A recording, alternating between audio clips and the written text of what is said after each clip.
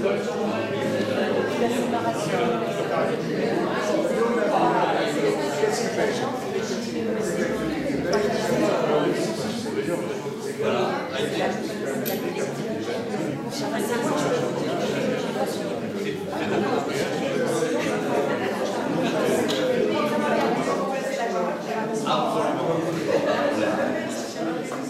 Madame Lista. Nous sommes très heureux d'accueillir aujourd'hui Monsieur et Madame Bonikoff pour une présentation du Rosé des lycées à partir de leur livre Tradition Exception au Champagne. Merci beaucoup, merci à la bibliothèque et qui nous offre ce magnifique écrin pour pouvoir parler, présenter, discuter et déguster. On n'a pas oublié cette dimension qui est une dimension évidemment associée à notre travail. On a fait ce travail, je dis en deux mots, la présentation un peu générale de cet ouvrage. Elle est à l'origine, il y a un événement qui a été un accélérateur et qui nous a déterminés à faire cet ouvrage. C'était les 70 ans de l'appellation d'origine contrôlée Rosé d'Hérisset. En effet, c'est en 1947 que cette appellation a été obtenue par les vignerons et le village d'Hérisset. Appellation tout à fait exceptionnelle, puisqu'en Champagne, il y a en fait cette appellation et l'appellation Champagne. Et que cette appellation, elle est à l'intérieur de l'appellation Champagne. Donc, quelque chose à la fois d'intriguant, quelque chose que nous connaissions un petit peu parce que nous avons déjà travaillé sur l'histoire de la Champagne et du vin de Champagne. Cela dit, quand on a commencé ce travail, on n'imaginait pas tout ce qu'on allait découvrir. On a donc découvert pas mal de choses et essayé de répondre à un certain nombre de questions qui nous-mêmes nous intriguaient. Pourquoi cette appellation? Comment se fait-il qu'à l'intérieur de la Champagne, il y ait cette appellation et que les vignerons d'Hérisset, qui sont parmi les plus grands acteurs du Champagne, et sinon la plus grande commune en termes de finage de toute la Champagne, pourquoi il y avait cette aventure du Rosé d'Hérisset? Et donc, ce qu'on va vous présenter, ce n'est pas le bouquin dans son ensemble, mais un peu le fil de cette réflexion avec un certain nombre de propositions ou d'informations. Ensuite, on pourra discuter. Et puis, si vous voulez en savoir beaucoup plus, évidemment, vous pourrez toujours aller vous porter au livre, puisqu'on a amené quelques exemplaires ici. Donc, on s'est partagé le travail. Entre Claudine et moi-même, on a des compétences qui sont des compétences communes, mais aussi des compétences distinctes. Donc ça vaut mieux, hein. Comme ça on ne se marche pas sur les pieds, et d'autre part, on essaye de se compléter. Sur la période ancienne, des origines historiques du Rosé d'Hérisset, toute l'aventure de ce rosé jusqu'à la Seconde Guerre mondiale, pour aller vite, c'est Claudine qui va vous faire une sorte, sinon un récit, un certain nombre d'ouvertures sur ces questions, et sur les évolutions très contemporaines, la renaissance de ce vin, sa situation aujourd'hui, et la place des viticulteurs dans le dispositif. Et bien c'est moi qui essaierai dans le temps qui me reste, et il me restera de dire quelques mots. Nous prenons un engagement commun, c'est-à-dire de faire un topo, un exposé d'1 heure. Hein. C'est supportable. Hein. C'est supportable. Après, échange, discussion, ensemble, comme je vous le propose. Voilà. Claudine. Alors, pour l'ouverture, la carte de visite du Rosé d'Hérisset et son acte de baptême, c'est l'avis donné par le Comité national des appellations d'origine en 1946. C'était le dossier fourni pour obtenir l'AOC. J'ai gardé la citation parce que je trouve que aucun communicant ne pourrait faire aussi bien de nos jours. C'était un avis d'expert. Notoriété très ancienne, c'est par là que je vais commencer, parce que ce rosé, il vient de loin, il vient du siècle de Louis XIV quand même, et des vins colorés excellents, d'un type spécial que l'on ne retrouve nulle part ailleurs en France, rosé de grande classe, inimitable. je pense que le CNAO n'a pas lu dans une boule de cristal, mais évidemment aujourd'hui, ce vin rosé, c'est son titre d'origine.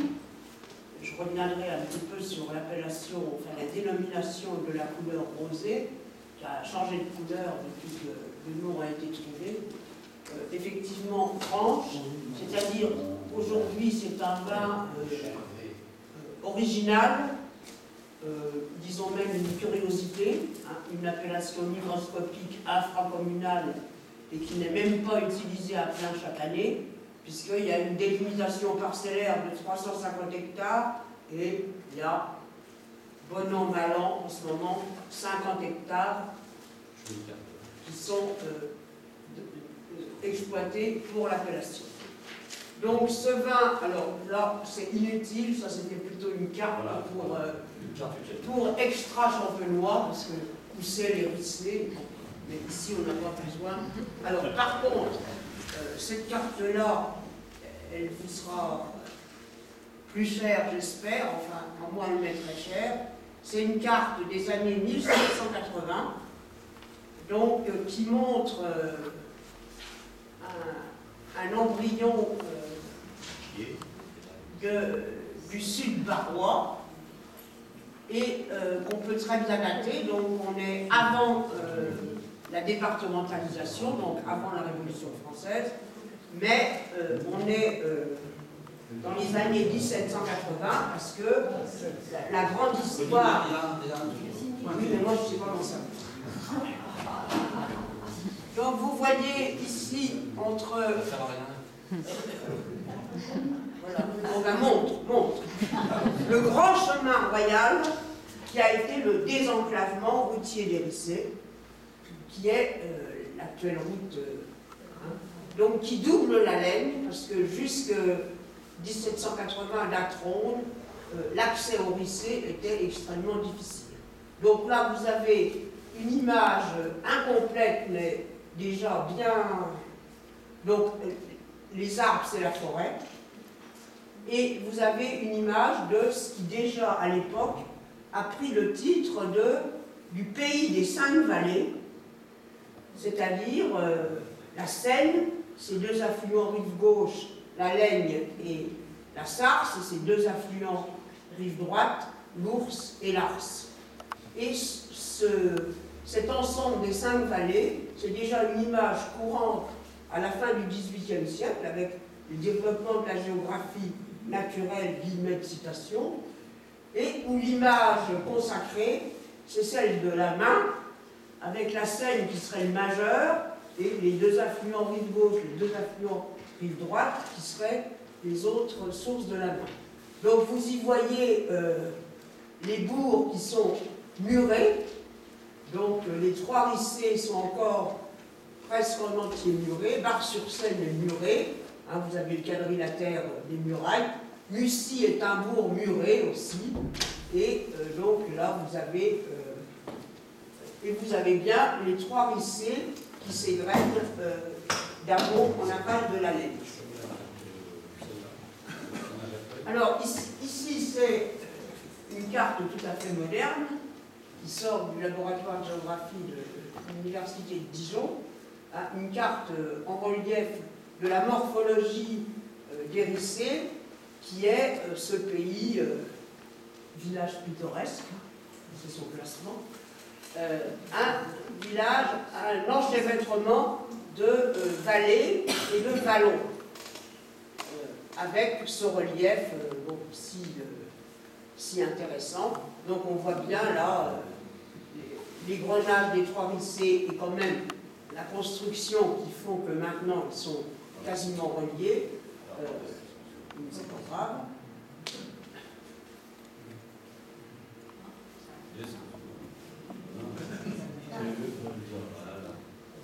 Bon, et vous pouvez deviner en rose, parce que les cartographes ont essayé de mettre en rose, les principales contrées, la Bourgogne à ses climats et la Champagne méridionale à ses contrées. Alors les principales contrées qui sont consacrées à l'appellation rosée, qui ont été recensées dans la délimitation parcellaire qu'il y a eu lieu en 1948-1949, et qui sont une sélection des contrées d'Érissé, les coteaux les plus élevés, les plus pentus, les plus ensoleillés, situés en adroit, c'est-à-dire d'orientation sud-est, sud, sud-ouest. Voilà. On continue. Alors voilà ici un des exemples de ces coteaux les plus pentus, les plus ensoleillés. C'est Dagonnet, et je crois que Émilie le connaît bien parce que la famille Morel a des parcelles en Dagonnet. Donc vous voyez quand même la pente et donc les nécessités, les contraintes de culture qu'il faut pour... Voilà. Bon. Alors maintenant, la naissance du rosé. Le terme de rosé n'apparaît dans les dictionnaires qu'à la fin du XVIIe siècle. Alors quand il apparaît dans les dictionnaires, ça veut dire qu'il est devenu d'un usage qui force l'entrée du dictionnaire. Mais, alors on a pas mal d'écrits sur le vin, et donc je pars de 1600 avec la dichotomie d'un côté des vins grossiers et de l'autre des vins fins délicats. Alors du côté des vins grossiers, on a les vins rouges apparentés noirs, en somme, vin noir issu de raisin noir, a priori c'est pas choquant, vin noir épais, gros vin de ménage propre à gens de travail. Donc le vin rouge, c'est pour... oui, c'est pour ceux qui travaillent, travailleurs de force. Et de l'autre, où sont les vins fins délicats distingués, c'est du côté, alors aussi bien venant de raisin noir, mais surtout de blanc, des vins blancs qui ont eu la grande faveur du Moyen-Âge, et la mémorable bataille des vins de 1224 raconte en, je ne sais plus combien, 234 vers, le tournoi des vins blancs à la table de Philippe Auguste pour les classer, les hiérarchiser. Et à égalité avec les vins blancs, les vins clairs, les vins clairets, je vous ai mis les orthographes d'époque, qu'on appelle aussi paillets. Alors paillet renvoie à la couleur de la paille et renvoie à l'histoire des couleurs. Parce que Michel Pastoureau a créé l'histoire des couleurs au plan national et aussi international, et il nous apprend que la perception sensorielle des couleurs, mais aussi la signification symbolique des couleurs a changé au cours des âges. Et rose, jusqu'au milieu du XVIIIe siècle, rose est une nuance de jaune. Donc, d'où l'image de paillet renvoyant à la couleur de la paille. On les appelle aussi rougelet ou fauvelet, donc couleur fauve, hein, on est aussi du côté des jaunes et du feu. Donc je vous ai mis les orthographes d'origine aussi, de rubis oriental à œil de perdrix. Alors œil de perdrix, c'est une image un peu sophistiquée, je pense qui est faite pour les chasseurs, et qui, paraît-il, vient de l'époque romaine, et qui désignerait la couleur de l'œil de la perdrix agonisante. Oui, agonisante. Et tout en sachant que, donc je dis, vin fin, délicat, distingué, blanc, clairet, car on sait déjà faire, on traite différemment les raisins noirs, avec cette maxime donnée par Olivier de Serres, qu'on considère en France comme le père de l'agronomie, qui explique que le séjour dans la cuve est inventé pour la couleur. Et on verra se développer cette image par la suite. Et donc on arrive... et les vins de Champagne, alors en tête, les vins produits dans les coteaux d'Ailly. Déjà, Ailly est au sommet. Alors, il n'est absolument pas question de vins effervescents qui n'ont pas encore paru sur les tables. Ceux d'Ailly, donc c'est un modèle, le premier rang, ils sont clairets ou fauvelets, délicats, c'est pourquoi les grands seigneurs en font grand cas. Donc ces vins clairets, fauvelets sont des vins grands seigneurs. Alors, le nuancier des vins s'enrichit au cours du XVIIe siècle, donc on a des nouveaux venus, le vin vermeil et le vin gris. Alors, vermeil connaît une sorte de renouveau et de promotion qui est valorisé par un poète libertin du règne de l'époque de Louis XIII. Ce vin, baille-moi donc de ce vin vermeil, c'est mon feu, mon sang et mon soleil. Et cette symbolique, donc là c'est la perception de la couleur, mais aussi la symbolique de la couleur, cette symbolique, elle est à la fois féminine, depuis l'époque romaine, c'est la couleur des femmes, des jolies femmes, de leurs joues ou de leurs lèvres, et c'est aussi une symbolique virile qui vient de la symbolique des blasons des chevaliers de la fin du Moyen-Âge. Donc je vous ai mis la citation, je vous laisse la lire. La première couleur est vermeille, comparée au feu, l'élément le plus brillant et le plus noble, associé au rubis, donc c'était la couleur tout à l'heure, rubis oriental. C'est pourquoi nul ne doit porter cette couleur s'il n'est noble, puissant seigneur et vaillant au combat. Donc le vin vermeil, c'est vraiment le vin grand seigneur. Alors c'est dans ce contexte que la Champagne crée la surprise, l'inédit et la prouesse technique, c'est faire du vin blanc avec des raisins noirs. C'est la raison pour laquelle on l'appelle le vin gris. Rien à voir avec les vins gris des sables d'aujourd'hui. Donc un vin blanc qui surclasse les vins blancs parce qu'il ne jaunit pas et qu'il se conserve longtemps, vin de garde, et qui est, nous disent les premiers dictionnaires généraux de langue française, entre le blanc et le clairet, donc une nuance. Alors, d'où vient la prouesse? C'est une prouesse de vinificateur, une prouesse de vigneron. Elle vient du pressurage direct du vin noir, un pressurage délicat, pas une trop grande pression sur la main du pressoir, un pressurage fractionné, où on distingue première presse, deuxième presse et commence les tailles, des raisins entiers, sans égrappage ni foulage, et qui sont aussi soumis à clarification. C'est l'invention des procédés de clarification à la colle de poisson pour les vins blancs et au blanc d'œuf pour les vins rouges. Et la prouesse tient aussi à la mise en bouteille qui permet la conservation et la garde. Et le modèle, c'est toujours le vin d'Aï, le vin le meilleur du monde, dit Dom Pérignon, dans une lettre de 1694, lettre authentique qui désigne des vins gris tranquilles. Et en aucun cas, quel que soit le détournement qu'aient voulu faire les grandes maisons de Champagne d'Épernay, du vin effervescent. Alors, à quoi pouvait bien ressembler ce vin vermeil? Donc, j'ai pris le tableau, l'un des tableaux des frères Lenain, Repas de paysans, 1642. Alors, ce tableau a fait toujours couler beaucoup d'encre. Est-ce que c'est un tableau réaliste? Est-ce que c'est un tableau hautement symbolique et quasiment eucharistique?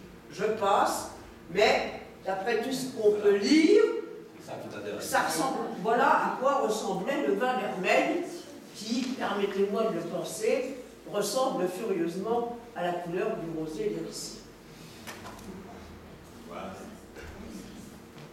Alors, l'art de la couleur, et nous arrivons à la création, à l'enregistrement de la création du terme rosé dans les premiers dictionnaires généraux de langue française.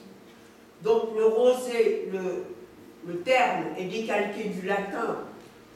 Je parle du latin du XVIIe siècle, c'est-à-dire c'est la langue internationale, la langue de communication internationale savante, aussi bien pour la littérature que la philosophie, que la physique. Bon.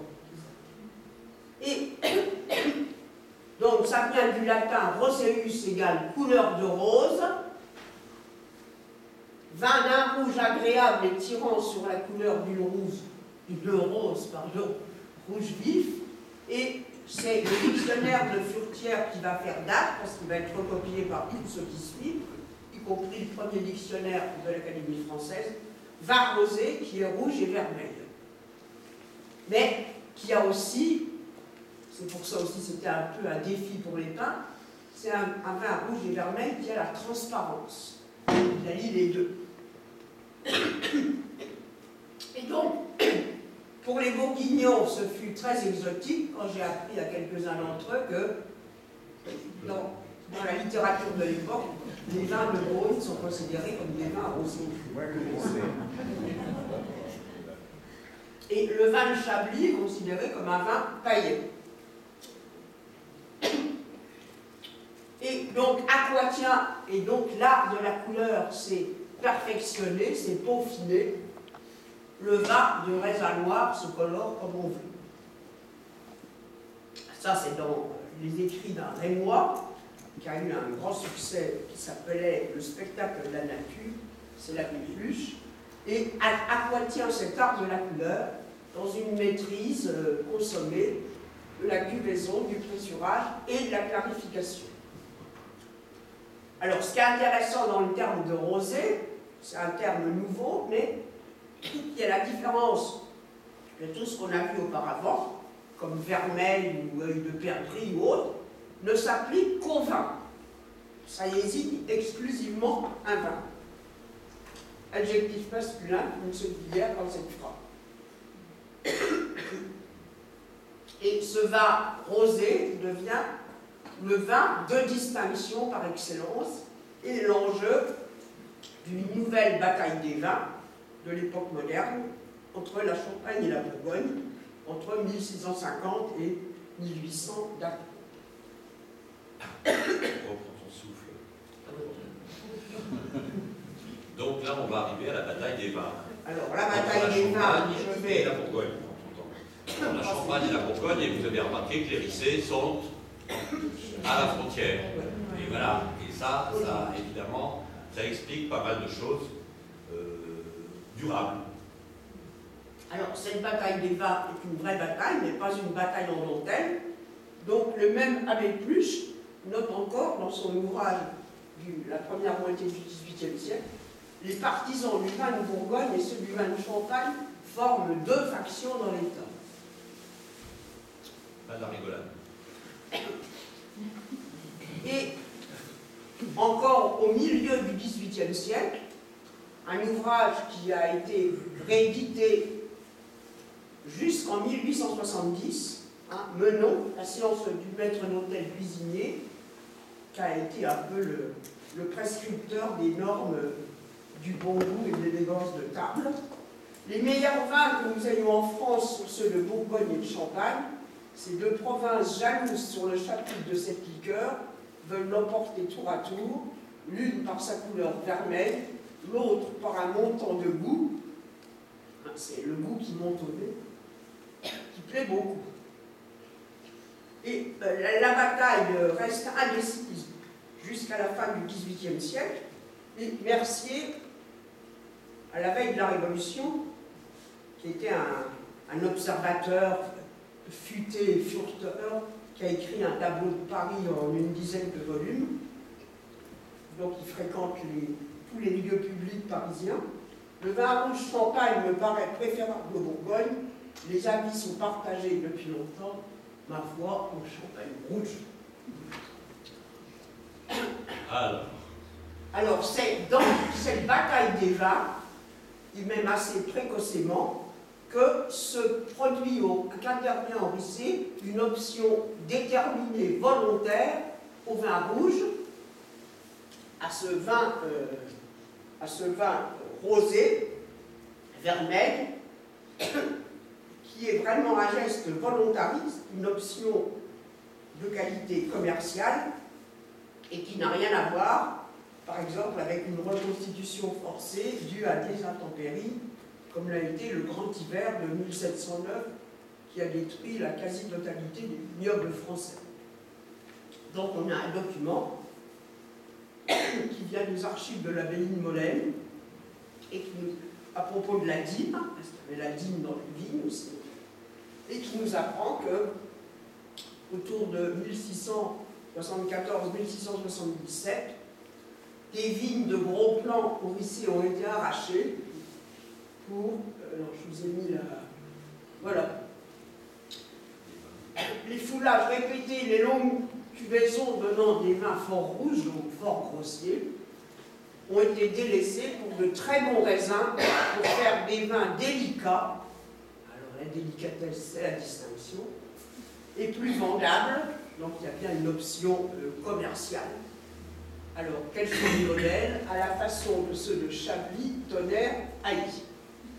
Et une enquête des intendants au tout début du XVIIIe siècle nous apprend que Aurissé ont produit des vins bons et fins, fin égale délicat, de Pinot.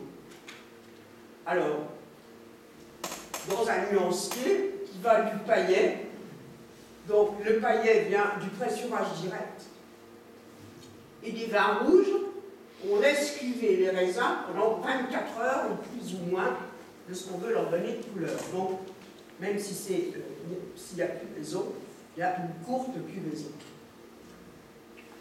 Et donc, c'est l'essor de la production commerciale des risques de qualité, et on estime que, milieu XVIIIe siècle, ces rosés représentent à peu près entre moitié et 2/3 des expéditions, et en 1790, on compte 20-25 marchands ou commissionnaires de vin Aurissé. On en compte 35 patentés en 1850. Et Aurissé sont produits des bons vins de pinot blanc, noir et gris, qui sont gris paillet et rosé et délicats. Et Jules Guyot, né à Gilles-sur-Seine quand même, et grandi à Gilles-sur-Seine, où il a acquis l'amour de la vigne du vin, note déjà que les cuvées sont conduites, si ce vin se singularise et tranche par sa couleur, les cuvées sont conduites au goût. Et là, l'éminente vigneronne qui est en train de... Oui, qui tient la caméra, vous expliquera ça sans doute beaucoup mieux. Mais en même temps, le 19e siècle connaît ce que la Chivert a appelé une offensive de la couleur et une déprise de la clientèle pour ces vins rosés délicats qui chutent dans la commercialisation du vin. Mais encore en 1900, l'énomination rosé d'Aurissé conserve quand même son usage et sa connaissance auprès d'amateurs fidèles. Alors, grâce à la collaboration active des vignerons d'Aurissé, on a pu retrouver des registres d'une de ces maisons de commerce de vin d'Aurissé. Et donc, voilà, je vous laisse lire la gamme des rosés qui est proposée à la clientèle en 1907 à la vente en gros. Donc, on a toute une gamme du rosé Aurissé ordinaire fait de gamay et gouet. Alors, pour les vignerons qui connaissent, il y en a peut-être encore entendu cet adage. Alors, le gouet, c'est un cépage grossier, c'est les espèces boissonnières, comme disait Jules Guyot, équivaut dans la région l'adage qui a des bois, bois. C'est un cépage de grand goût. Alors, on a des pastougras faits d'ordinaire et de pinot. Alors, évidemment, pastougrin, c'est un marqueur bourguignon. Ça sent sa filiation bourguignonne. Et puis, au sommet des cotations et des prix de vente, le pinot rosé et le pinot rosé fleur de côte, qui était le top. Bon, on peut dire que les fleurs de côte, ça correspond largement aux localisations qu'on vous a montrées au début, c'est-à-dire les meilleurs coteaux. Voilà. Et si vous prenez une échelle des prix, vous voyez quand même que l'échelle des prix est tout à fait significative. On n'a pas mis les prix des Chambertins ou des nuits, des côtes de nuit, mais on s'aperçoit que pour cette maison de commerce au Rissé, le Pinot Rosé valait à peu près le même prix qu'un Grand Bourgogne. Vous voyez donc dans l'échelle des prix, la hiérarchie des vins, une hiérarchie très, très marquée. Alors voilà des étiquettes anciennes, grâce toujours à l'aimable collaboration des vignerons des Rissé qui sont allés chercher dans leurs papiers, leurs archives. Donc une superbe étiquette manuscrite, quasiment calligraphiée, rosé, Pinot Rosé 1887, et là, de l'entre-deux-guerres, Chanzeux, alors c'est toujours une des contrées les plus renommées des Rissé, 1934, par un propriétaire des Rissé. Alors ce vin qui vient de loin, il revient de loin parce qu'il était en perdition au début du XXe siècle. Alors, je vous ai montré pour les registres de cette maison de commerce en 1907 des reliquats, parce que 1907, le vignoble des Rissé est absolument dévasté, a été dévasté par le phylloxéra. Cet immense vignoble qui faisait plus de 1500 hectares en 1850, il est réduit à... Voilà. Il est réduit à la veille de la Première Guerre mondiale à 260 hectares et il ne cesse de dépérir, il continue à dépérir jusqu'à 170 hectares en 1945, ce qui le met en perdition, car dans l'intervalle, au terme d'une bataille héroïque qui a son paroxysme avec les révoltes de 1911, donc le vignoble du sud de l'Aube a réussi à conquérir, à imposer sa réintégration dans le vignoble, dans la Champagne viticole. Et la citation que je fais là, le négociant marmé ne fera pas le déplacement, ça vient d'une assemblée générale du syndicat général des vignerons de Champagne de 1950, qui constate que le vigneron au bois est au bord du gouffre. Non, c'est Macquart qui dit ça. Président du C'est-à-dire que la production de raisins pour le champagne effervescent est menacée d'extinction pure et simple. Et c'est là que je passe la parole à l'éminent vingtiémiste.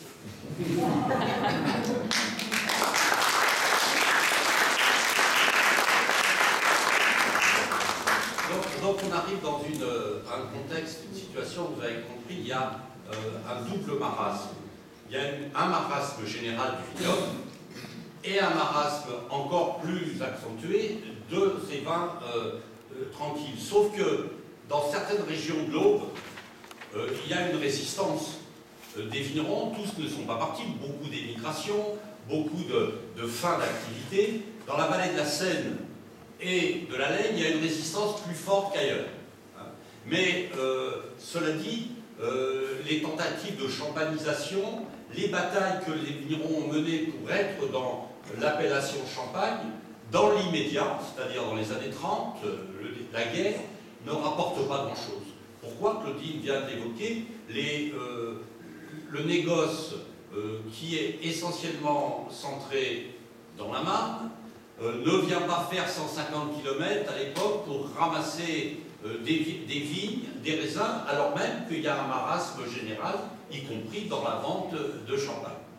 C'est la raison pour laquelle, dans le contexte de la guerre et de l'occupation, alors il n'est pas temps de rappeler dans le détail ce qu'a été l'occupation allemande, la collaboration franco-allemande. On peut dire que dans le domaine du champagne, il y a une collaboration qui a en quelque sorte porté ses fruits pour un certain nombre et de négociants et d'intermédiaires allemands. il y a eu de bonnes affaires et faites. Mais on est dans une économie taxée, réglementée, avec un système de réquisition et de prix qui sont des prix fixés par l'administration. Pour les vins courants, dans ce contexte, Oricé vient l'idée de faire que ce vin, le rosé, dans une situation de marasme, eh bien, puisse prétendre à un classement, ce qui le ferait échapper, pour une part, aux prix taxés les plus bas et à la réquisition. Et de sorte que pendant cette période, il y a un premier effort pour présenter un dossier qui va être présenté à ce qu'on appelle à cette époque le Comité national des appellations d'origine, qu'on a appelé après, qui s'est appelé l'INAO. Et il se trouve que, comme on l'a mis là sur le document, conflit de légitimité entre l'INAO, le CNAO et le CIVC, c'est-à-dire l'organisation champenoise, et les RIC se trouvent pris un peu en tenaille là-dedans. Et leur dossier est repoussé. Leur dossier n'est pas pris en considération, même s'il est bien construit, même s'il apparaît intéressant, il est reporté. Et c'est dans cette ambiance, après la guerre, à la libération, la situation est une situation très difficile pour tout vignoble au bois, parce que en 1927, quand les vignerons de l'Aube avaient été finalement acceptés dans l'appellation Champagne, il y avait une condition qui avait été admise, c'est de transformer l'encépagement. L'essentiel des cépages qui étaient plantés dans l'Aube, c'était du gamay. Et il avait été dit qu'il y aurait 20 ans de moratoire, 20 ans de délai, au-delà duquel eh bien, les vignerons de l'Aube ne pourraient plus fournir de la matière première pour faire le champagne. Or, 1945 arrive, et 1945, vous voyez, c'est 2 ans avant les 20 ans, par rapport à 27, et l'essentiel du vignoble de l'Aube est encore en gamay. Au Ricé, il y a plus de pinot qu'ailleurs, mais il y en a à peu près la moitié. Et donc la question va être une question globale, c'est comment obtenir un nouveau délai. On n'entre pas dans les détails, il y a un nouveau délai qui va être obtenu, mais dans une négociation très serrée. C'est dans cette ambiance qu'est présenté le dossier du rosé des Ricé. Il est présenté par des vignerons nouveaux ou un peu renouvelés. Vous savez que la période de Vichy, on a supprimé les syndicats, comme on a supprimé tous les partis politiques et toutes les organisations professionnelles pour faire une organisation désignée par le préfet, par les autorités. Il n'y avait plus d'élections, on était dans un régime autoritaire à coloration fasciste. Et à la Libération, c'est le syndicat reconstitué et la coopérative qui vont porter le projet. Et ce projet ressemble beaucoup à celui qui avait été préparé en fait pendant la période de l'occupation. Mais le contexte a changé. Les vignerons qui vont faire partie de la délégation pour classer les vins vont au contraire être impressionnés par la proposition que présentent les vignerons et le syndicat et la coopérative. Qu'est-ce qui va être décidé? Il va être décidé après plusieurs années, 2 ans, un cahier des charges qui est défini en 1947, et il est décidé qu'à l'intérieur de l'appellation Champagne, on va choisir les meilleurs terrains, les meilleurs coteaux pour faire le rosé. Et vous voyez qu'on arrive à une délimitation de 350 hectares sur les 800 qui étaient classés. Mais en fait, il y en avait planté beaucoup moins. Hein. On avait à ce moment-là une plantation qui était de 150 à 170 hectares. Ça donne la mesure de l'espoir mis sur et alors, ce qui est très la curieux, renaissance. Ce qui est très curieux, c'est qu'ils obtiennent, les vignerons des Ricé, la possibilité d'avoir majoritairement du pinot, mais un appoint en gamay. C'est curieux. En fait, et aussi du savagnin ou du svigné rose à proportion de 25%. En fait, pour comprendre ces attendus, il faut évidemment se renvoyer à la situation que j'évoquais tout à l'heure. Tout n'était pas encore replanté en pinot. On ne rentre pas dans le détail, sinon que le cahier des charges impose des rendements maximum plus limités, en fait moins de gros rendements que pour le champagne, et aussi un pressurage et aussi moins important. Avec un certain nombre de caractéristiques concernant les mous qui n'étaient pas exactement les mêmes choses que les champagnes. Ce qui va provoquer évidemment des distorsions, puisqu'il faudra que les vignerons choisissent, soit on fait du rosé, soit on fait du champagne. Et ça va se passer plus ou moins bien. Ça va se passer plus ou moins bien parce que pendant ce temps-là, le champagne commence à démarrer. Vous savez que pour l'aube, on peut dire que l'essor du champagne, c'est la fin des années 50. La fin des années 50. Après les grands gelées, les grands troubles de la viticulture de 56 et 57, les vignerons replantent, ils replantent en pinot, ils ont un moratoire, ils ont une date butoir qui est 62. Après, c'est réglé, ils ne pourront plus vendre les raisins pour faire du champagne. Et donc, le conseil général, le syndicat aide les vignerons pour replanter et ça va assez vite. Alors, pourquoi ça a un effet, évidemment, sur le rosé? C'est que dans cet effort, les vignerons du Viage, hérissé, ils vont privilégier, évidemment, l'investissement du côté de la replantation des pinots et la vente des pinots aux maisons de champagne qui, là, s'intéressent, qui viennent dans le coin pour acheter ces raisins. Et le rosé commence à diminuer. Et surtout, il y a un certain nombre de difficultés pour faire, en quelque sorte, enregistrer le moment où les vignerons vont décider de faire du rosé ou pas.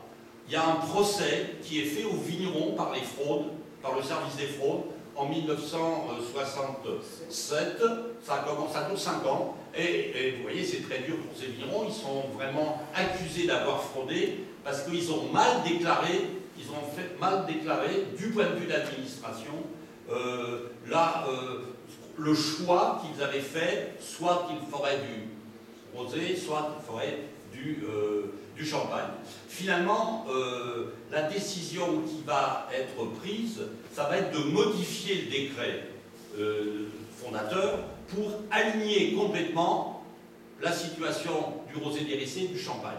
En gros, pour simplifier, je dirais qu'il n'y a plus que du pinot pour faire du rosé d'hérissé et que d'autre part, les rendements, les normes sont alignés sur... Oui, sauf les mousses sont alignées sur le champagne. À partir de là, les vignerons d'hérissé, un certain nombre, quelques-uns, vont essayer de maintenir la production de vin d'hérissé. Il y en a très peu qui font du vin d'hérissé tout seul. J'en connais un, la maison... C'est le papa de mademoiselle. Pascal Morel se lance en interviewant, j'ai fait beaucoup d'entretiens, vous verrez dans le livre, où une partie des informations qu'on a, on ne peut les avoir que par les entretiens avec les vignerons et leurs archives. En quelque sorte, la production de vin et la production de champagne dans le vignoble, la production de champagne commence à se développer dans les années 70. Jusqu'alors, les vignerons livrent les raisins. Il y a la coopérative d'hérissé qui est importante parce qu'elle joue un rôle d'initiateur, de formation à la vinification, se lance aussi dans la champagnisation. Mais la vinification du rosé restait une vinification liée à des traditions, à des vignerons indépendants qui d'ailleurs faisaient ça parfois à part, à côté du reste. Et vont maintenir un peu la tradition, puisque une partie du savoir-faire de ce vin est un savoir-faire qui ne s'apprend pas dans les lycées viticoles, qui ne s'apprend pas encore aujourd'hui dans les diplômes d'œnologie, mais qui se transmet bien plus par l'expérience et le travail sur place. Alors, c'est la caractéristique, on l'a mis là, qui est reprise dans le décret, c'est que ce vin est un vin qui va, en quelque sorte, où tout va se décider dans les premiers jours de la récolte, après la vendange. Vous le voyez, macération, saignée, décuvage, ça veut dire qu'on va, après un cuvage très court, avec des raisins en grappe entière, toujours, avec un peu de vin, de jus dit de presse, un mélange, on va au goût décider de décuver, c'est ce qu'on appelle aussi la saignée, c'est-à-dire on va, il y a une photo un peu plus loin, ah voilà. Oui, mais attends, je vais y arriver comme ça.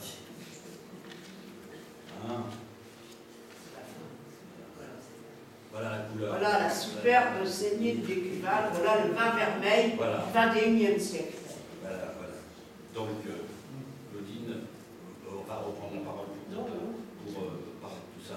Mais sans entrer dans tous les détails, donc relance de l'appellation, moi ce qui m'intéresse, c'est, après on va avoir l'occasion de discuter, je regarde l'heure pour être vraiment raisonnable, je vous ai promis un exposé d'1 heure, puis discussion. Si on prend l'évolution de la production, elle est faible, cette production, elle connaît des fluctuations.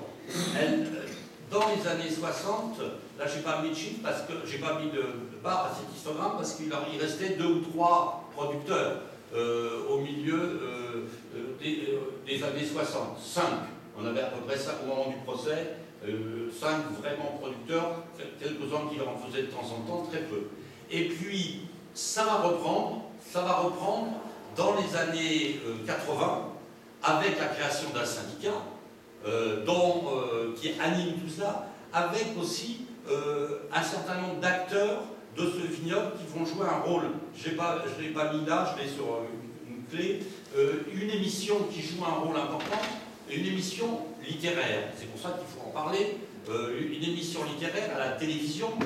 Les plus anciens ici s'en souviennent peut-être, il y avait une émission qui était animée par Bernard Pivot et qui s'appelait Apostrophe.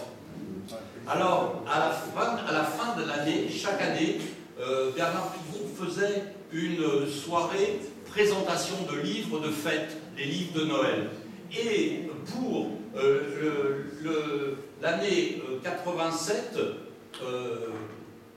non, 86, l'année 86, voilà, 87, Bernard Pivot présente des vins, on peut le retrouver, on a retrouvé dans le livre, on a fait la transcription de la discussion. Il dit là, eh bien, il y a un vin, il ne connaît pas bien, un vin de Rissé, Dérissé, des apostrophes. Oui, il ne connaît pas, et il y a un monsieur Boutas, qui est un géographe, qui présente un atlas des vins. Et là, on va présenter et faire déguster le vin rosé dérissé qui vient de la maison Bonnet, Alexandre Bonnet, et qui va d'un seul coup, évidemment, mettre un éclairage. À l'époque, il n'y a pas beaucoup de chaînes de télévision, donc beaucoup de gens regardent cette émission, et ça a un effet, évidemment, de levier en termes de communication considérable. Et si vous regardez la courbe de production, vous voyez qu'à la fin des années 80, vous avez une envolée, on va arriver là à peu près à un niveau qui est les 100 000 bouteilles. Les 100 000 bouteilles qui vont redescendre dans les années 90, qu'on va retrouver dans les années, au tournant des années 2000, puis qui vont redescendre. Aujourd'hui, on est dans des chiffres qui sont entre 60 000, 50 000, 60 000 bouteilles à peu près annuellement.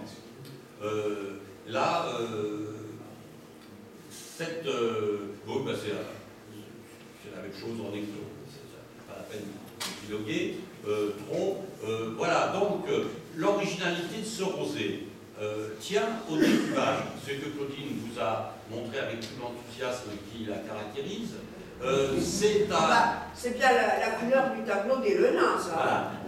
Si vous voulez, on n'a pas un esprit localiste ni boutiquier, c'est pas du tout ça. Mais aujourd'hui, quand vous entendez parler de vin rosé, que notamment des touristes étrangers viennent en France boire du rosé, choisir du rosé, même les Français aussi d'ailleurs, qui résident en France, pour eux le rosé est associé à quoi? Bon, au tourisme, au midi de la France, et à des vins, au-delà de ça, des vins qui sont extrêmement diaphanes, de très faible couleur, de faible consistance, et qui se boivent effectivement d'une certaine manière.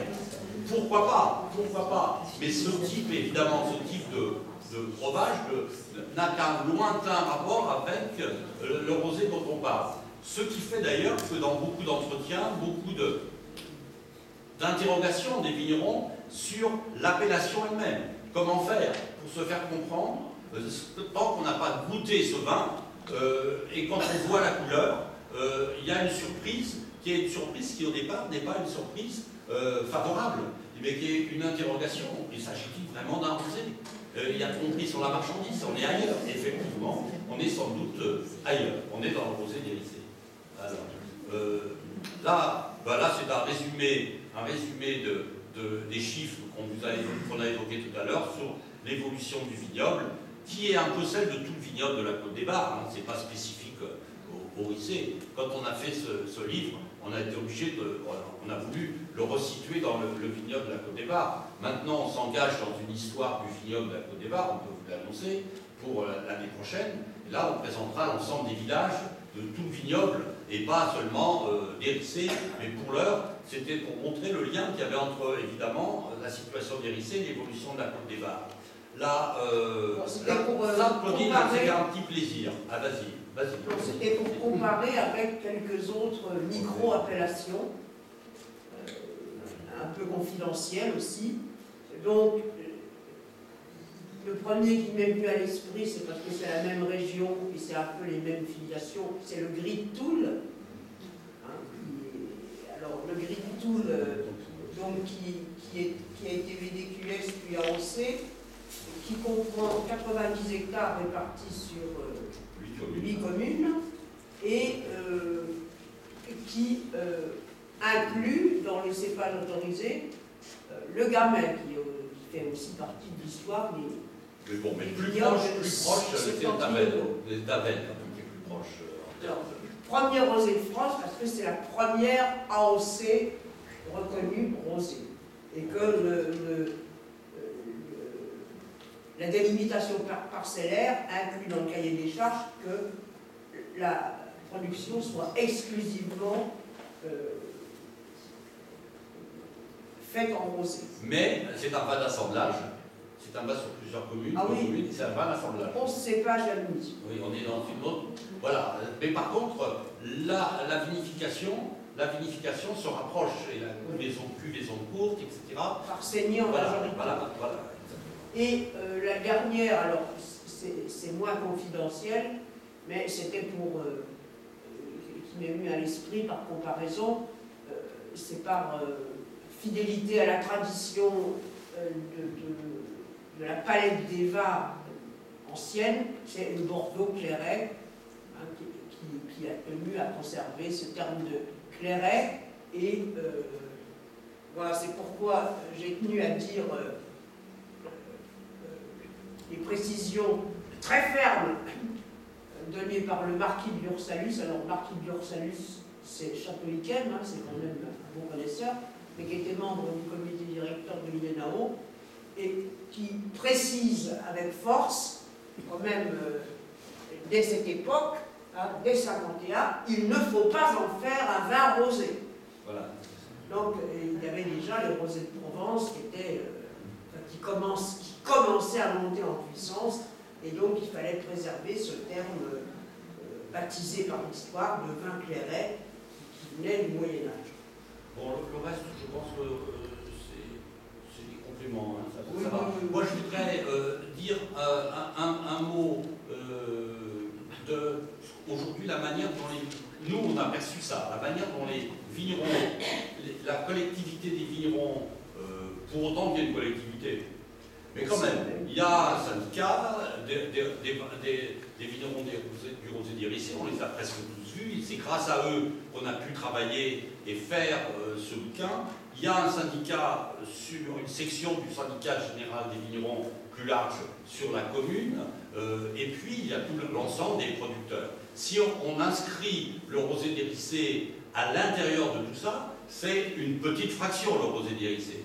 Mais on est frappé par le fait qu'aujourd'hui, une grande partie des viticulteurs ne font pas du rosé d'Hérissé, mais une grande partie des viticulteurs qui fabriquent du champagne, eux maintenant se sont mis à faire du rosé d'Hérissé. Même si ce rosé d'Hérissé n'est pas leur activité, loin s'en faut, principale. Comme si faire ce vin, le rosé d'Hérissé, c'est une formule, hein, mais elle est un peu une signature, la démonstration d'une capacité à vinifier de façon personnelle, originale, les vins. Et d'autre part, l'autre caractéristique, c'est que le rosé d'Hérissé, même s'il peut venir d'assemblages parcellaires différents, il est sur un seul cépage, d'une part, et la tendance se développe à l'intérieur du vignoble, notamment d'Hérissé, des viticulteurs, mais aussi du rosé, à faire des cuvaisons et des cuvées qui sont liées au parcellaire, qui sont liées au terroir. C'est-à-dire la valorisation du terroir, des lieux, les contrées, est quelque chose qui se développe alors qu'il y a... il y a un monsieur Contré, là. Voilà. Il y a une quinzaine d'années, c'était même pas d'actualité. Donc, paradoxalement, ce vin qui est un peu un vin, disons, de niche, un vin très spécial, est connu d'ailleurs souvent beaucoup plus loin que dans la région, à l'échelle internationale, parce qu'il est très spécifique, très original, et en même temps, maintenant, dans les achats, dans les comportements d'achat, on voit souvent des gens qui viennent au Rissé acheter du champagne pour en même temps acheter un peu de rosé d'Hérissé. Alors, il y en a qui achètent plus que d'autres du rosé d'Hérissé quand ils le connaissent, mais un peu, il y a cette signature, cette originalité de cette commune. Si vous me demandez pourquoi il n'y a que au Rissé, eh bien, je ne vous répondrai pas maintenant, mais ça sera dans la discussion. Parce que certains jalousent évidemment les Rissés d'avoir eux seuls cette appellation, alors que non loin, on fait des vins d'aussi de bonne qualité, y compris dans les bars rosés tranquilles, évidemment. Merci.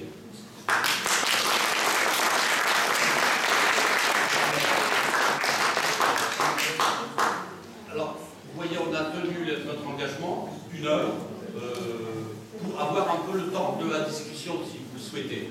Et comme je suis sûr qu'il y a, j'en connais un certain nombre des connaisseurs et des personnes intéressées par, pas simplement le vin, parce que c'est un travail d'histoire, vous avez bien vu, et pour éviter de répéter toujours les mêmes choses dans ce domaine, il faut aller chercher des archives, il faut aller faire de la documentation, il faut trouver du monde avec qui dialoguer. C'est pas si simple que ça, hein, le travail de recherche, même si après on ne peut pas encombrer le lecteur avec de l'érudition exagérée, mais il faut quand même... et je dis ça parce que maintenant on est engagé dans le projet sur le vignoble de la Côte des Bars, et que comme nous avons affaire à un auditoire à la fois fourni, et on vous en remercie, et en même temps, je suis sûr, connaisseur de la région, que si vous pouvez nous aider pour notre projet sur le vignoble de la Côte des Bars, nous serons très honorés et très contents. Donc, cette parenthèse étant terminée, pour vous permettre de préparer vos questions.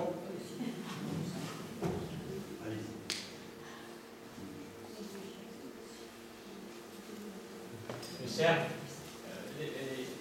les critères, en fait, pour obtenir l'appellation d'Hérissé, c'est d'abord le territoire, c'est-à-dire d'Hérissé, et le terroir après, parce que c'est pas la même chose que pour le champagne, j'ai rien compris, parce que le champagne, il y a des critères, ensoleillement, terre, etc., alors que l'Hérissé, ça reste un îlot gaulois qui a son appellation, sur quels critères il va. C'est le Gaulle, le Finard. Le Finard, c'est plus de 4000 hectares, et l'appellation champagne, c'est 866 hectares. Et l'appellation rosé d'Hérissé, elle est dispersée dans le parcellaire d'appellation champagne. D'accord, elle est dispersée, mais elle s'est faite sur quels critères? Les coteaux Je t'ai dit, on a dit les coteaux les plus pendus, les plus ensoleillés, les plus élevés. Je reprends précisément, parce que là, ça a été une grande discussion. Les archives nous ont montré que c'était très compliqué. Justement, oui. Du champagne, mais c'était pas. Hein? Ah non, mais c'est normal, hein, c'est pas du tout, c'est nature.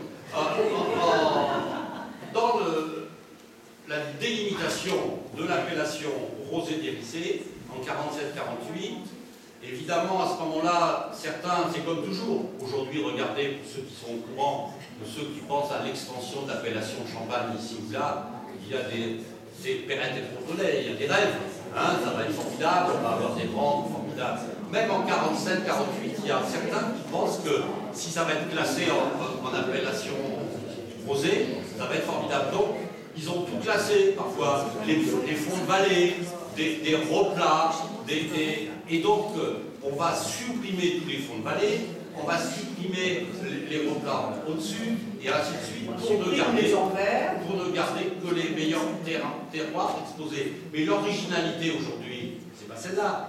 L'originalité, c'est qu'il y a 350 hectares classés pour faire de l'appellation rosé d'Hérissé, et qu'il y en a, je parle sous le contrôle des vignerons du syndicat, mais à peu près d'une cinquantaine qui sont utilisés pour faire du rosé d'Hérissé. Vous voyez, donc il y a une grande réserve. 50 qui font du rosé, 50 hectares qui fonctionnent, et il en reste 300 qui pourraient être utilisés pour faire du rosé d'Hérissé. Donc il n'y a pas de pénurie de ce côté-là. Et alors le choix, c'est beaucoup de travail. Quand on interroge les vignerons, ils disent on gagne bien avec le rosé d'Hérissé. Bon. Non, je vous dis, quand on les interroge, ils me répondent. J'ai pas dit que notre travail, c'est d'enregistrer et après on croise ça avec d'autres éléments. Hein, on a bien compris. Mais c'est vrai que le travail pour faire vieillir ces vins, je ne vous ai pas parlé concrètement combien de temps il avait été décidé de conserver ces vins avant de les... Il n'y a pas d'obligation pour les mettre sur le marché, mais plutôt quand même 2 ans, c'est mieux que de les mettre tout de suite sur le marché. Et donc il faut immobiliser un petit peu. C'est un travail qui est spécifique.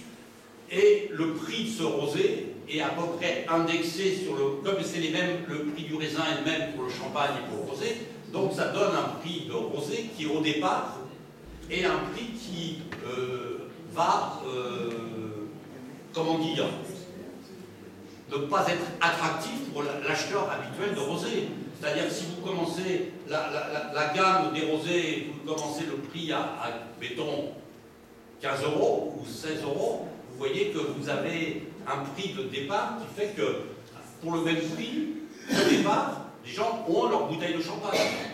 Quand ils ne sont pas connaisseurs, quand ils viennent, etc., vous voyez, tous les vignerons m'ont dit, en fait, on ne fait pas plus d'affaires en vendant ce rosé, mais il y a un savoir-faire, mais il y a aussi un goût, d'où la formule, on fait un vin de passion.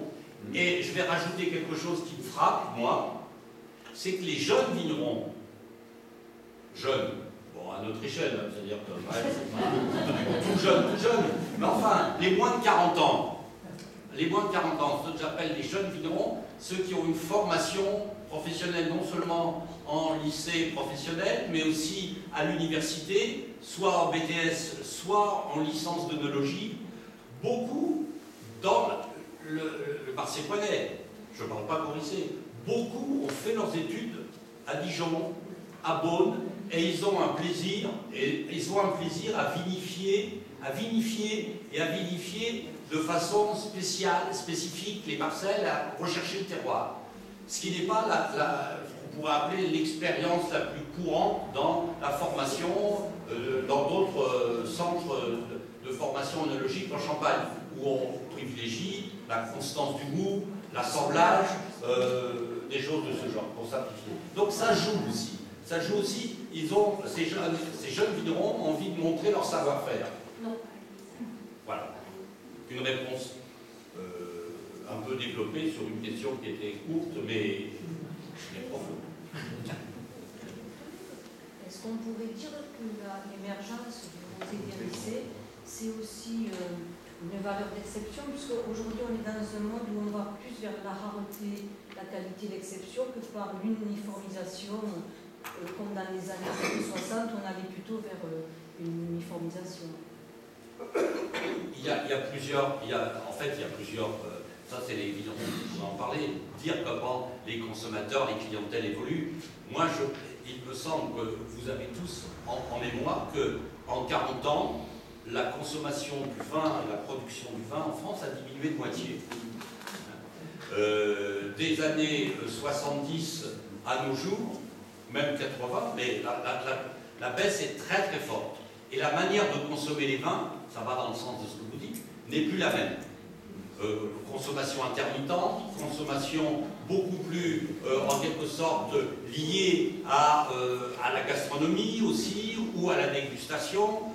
Donc, ça va dans le sens que vous dites. En même temps, l'autre élément, c'est que les vins, la connaissance des vins passe par des supports de communication, par des systèmes aussi de... Alors, bon, maintenant, il y a les formes modernes, très modernes de communication, mais il y a quand même les réseaux, les grandes surfaces, et donc le problème de l'achat, de la mise en place des vins. Et là, quand vous avez un vin qui est de petite quantité, il est handicapé pour se faire connaître par ces réseaux. Il faut donc qu'il y ait d'autres réseaux, que ce soit les cavistes, par le tourisme logique, le no-tourisme, voilà. Vous voyez, il y a des transformations considérables de ce qu'on pourrait appeler la culture et la consommation des vins. Ça, et je pense que le rosé dérissé participe de ça, peut-être leur niveau. Monsieur Lamoureux. Si tu permets, Serge, pour répondre un petit peu à la question. Donc, Arnaud Lamoureux, je suis vigneron rissé, mais je ne produis pas. Donc, je vais vous dire ce que j'en pense. Il ne produit pas le rosé. Le rosé, pardon. Donc, en fait, moi, je pense sincèrement que le rosé dérissé, comme vous l'avez pressenti, c'est un vin d'avenir. Aujourd'hui, on lit dans toute la presse spécialisée que les rosés reconnus comme le Tavel et autres cherchent à monter en gamme, en quelque sorte, et faire des rosés de garde. Alors, en fait, ils ont fait toute leur clientèle quasiment moderne sur des rosés qui se consomment assez vite, d'où la couleur, enfin bref, on va pas revenir dessus. Mais aujourd'hui, les producteurs cherchent quelque chose de plus identitaire et qui se conserve, mais en fait, c'est tout à fait ce qu'ils essayent de faire, en fait, c'est un peu les critères de rosé dérissé aujourd'hui. Donc, par la force des choses, il y a une corrélation qui va se trouver avec celui qu'on produit déjà. Ils ne savent pas. Et puis, les femmes aiment le rosé. Ça aussi, c'est une ouverture pour la commercialisation. Je ne suis pas sûre que la consommation féminine à elle seule puisse expliquer l'ascension vertigineuse du rosé aussi. Du point de vue de l'analyse sociologique et de l'étude de marché, c'est certain que une grande partie des achats de vin sont faits par les femmes. Et deuxièmement, il y a eu ce que évoquait Arnaud Lamoureux et que Claudine n'a pas encore dit, mais parce que si je la lance là-dessus, je sens qu'elle va partir. Il y a eu pendant 20 ans une mode des vins tanniques forts qui étaient, vous avez entendu parler, vous connaissez par cœur, vous connaissez le goût des vins boisés, etc. Or, aujourd'hui, quand je dis aujourd'hui, depuis une petite dizaine d'années, il y a une évolution des goûts vers des vins plus fruités, plus diversifiés, ayant un rapport au terroir qui soit plus explicite. Et donc, si on croise les deux, ce que vous dites, madame, à propos du goût féminin des vins, moins tanniques, des vins moins tanniques, le fait qu'elles aient été porteuses pour une part aussi d'une certaine propension du côté des rosés, eh bien ça va dans le même sens que disait Arnaud Lamoureux, c'est-à-dire que le rosé dérissé se situe dans un créneau, un secteur qui n'est pas un secteur sans avenir. Je suis toujours prudent, vous voyez. Voilà, Claudine, je ne sais pas ce que tu penses des vins tanniques. J'ai horreur de ça. Quelqu'un avait demandé la parole. Monsieur, oui. Non, moi ce qui me gêne, c'est le mot rosé, parce que quand on entend le mot rosé, on va le boire frais, on va le boire léger, etc. Alors ça c'est un vin, c'est d'abord un vin, et je le classerai vin rouge rosé. Voilà. Mais je veux dire, après, au niveau de la dégustation, il ne se boit pas frais, il se boit à la température de la pièce. Sans glaçon. Voilà. Mais si vous mettez ça sur la table avec n'importe qui, il va vous mettre des glaçons, il va vous penser que c'est du... Il y a un problème avec ce... Je vais vous dire. Plus que l'alimentation qui va avec, les viandes... Quelle viande on peut mettre avec si on mange de la viande, par exemple? C'est plutôt des viandes douces, pas des viandes... Pas du gibier. Voilà. Attendez, écoutez, c'est une bonne discussion. Simplement pour vous répondre, pas en termes d'opinion, mais en termes de faits, de questions, vous posez une question que les vignerons d'Hérissé n'ont cessé de se poser ces dernières années, eux-mêmes. Parce qu'ils le ressentent, ce que vous dites. Ils le ressentent. J'ai fait un entretien avec quelqu'un qui a joué un rôle important dans l'histoire du rosé d'Hérissé, qui s'appelle René Bonnet, la maison Bonnet. Serge Bonnet. Serge, pardon. René avait assisté à la thèse de Claudine. Voilà. Mais il ressemble à son père de façon extraordinaire. Bon, Serge Bonnet, on discute de ça, il vient exactement sur la question que vous évoquiez, et beaucoup de vignerons, lui me dit ça, certains en tout cas, me disent on devrait appeler ce vin du nom de la commune, comme on dit du Pommard, du Missa-Georges, et du Chassagne. Il peut être blanc, il peut être rouge, bon, c'est la notoriété. Peut-être qu'un jour, la notoriété du vin permettra, en quelque sorte, d'identifier ce vin et ce territoire, et ce terroir. Je pense.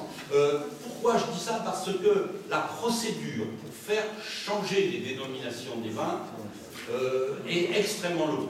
C'est décourageant. Voilà, et je sais que les vignerons ont commencé à voir combien de temps, et surtout, alors ils sont un peu adressés à nous, effectivement, nous on peut, par exemple, on vous a montré des étiquettes où en 1900, c'était marqué Pinot Rosé.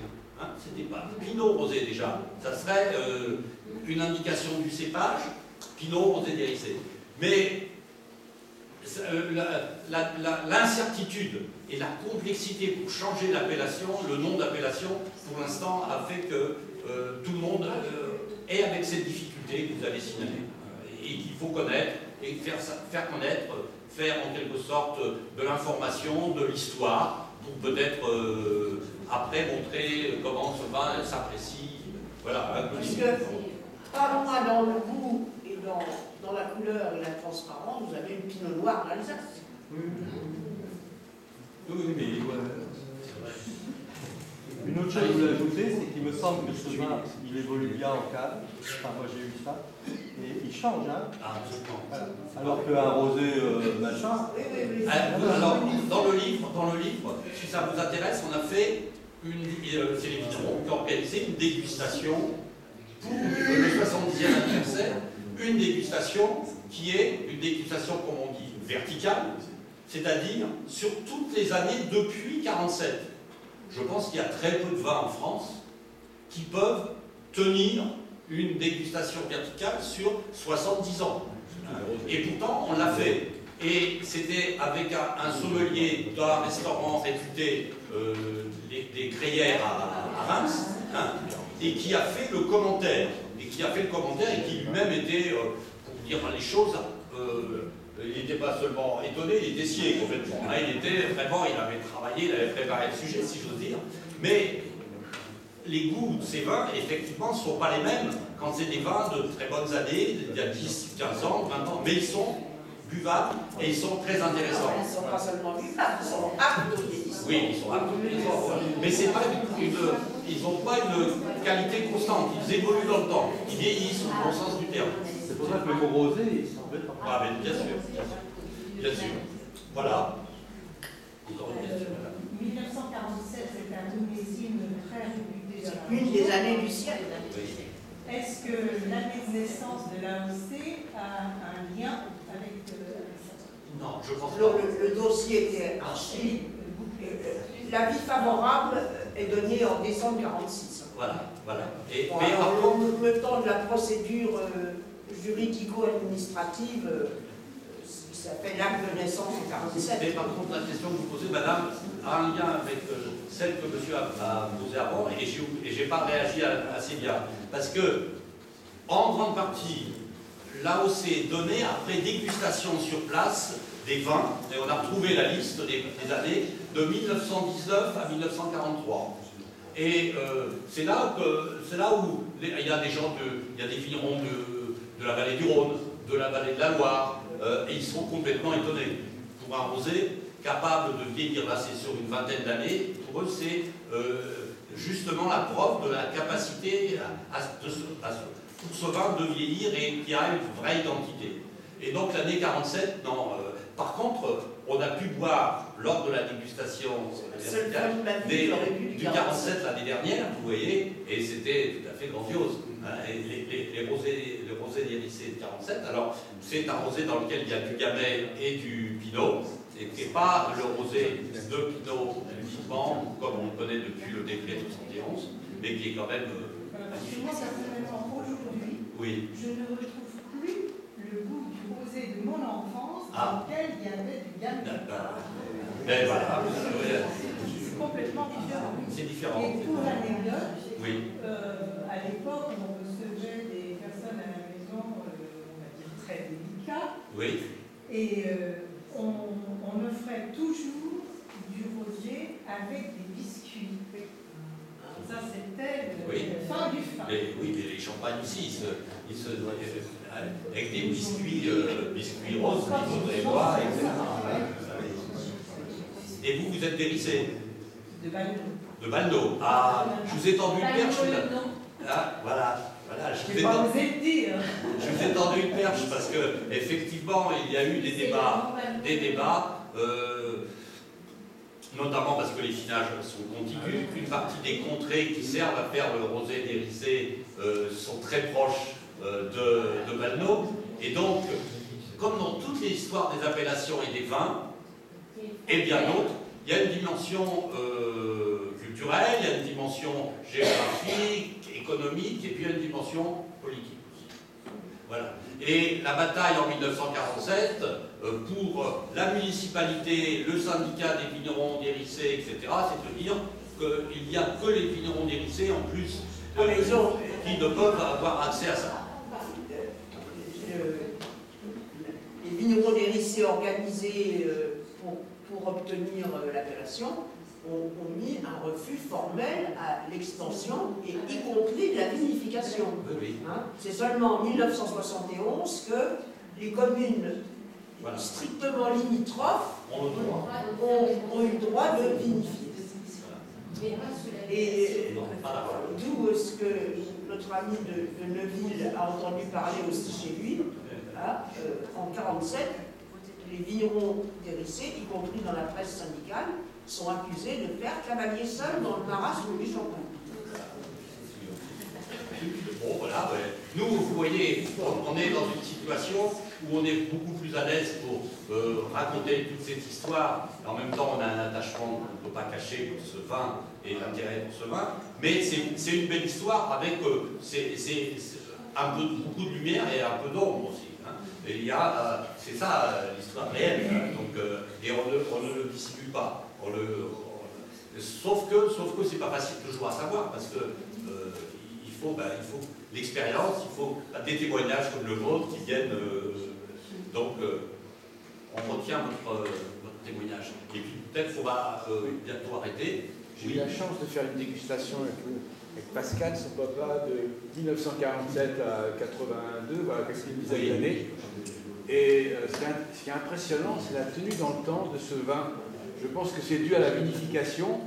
Le problème du rosé, c'est difficile à tenir les couleurs, et il devient un peu tuilé, ce qui est tout à fait normal. Et là, c'est la composition de ma voisine, pourquoi pas l'appeler vermeil? Voilà. C'est ce que je voulais. Serge a évoqué.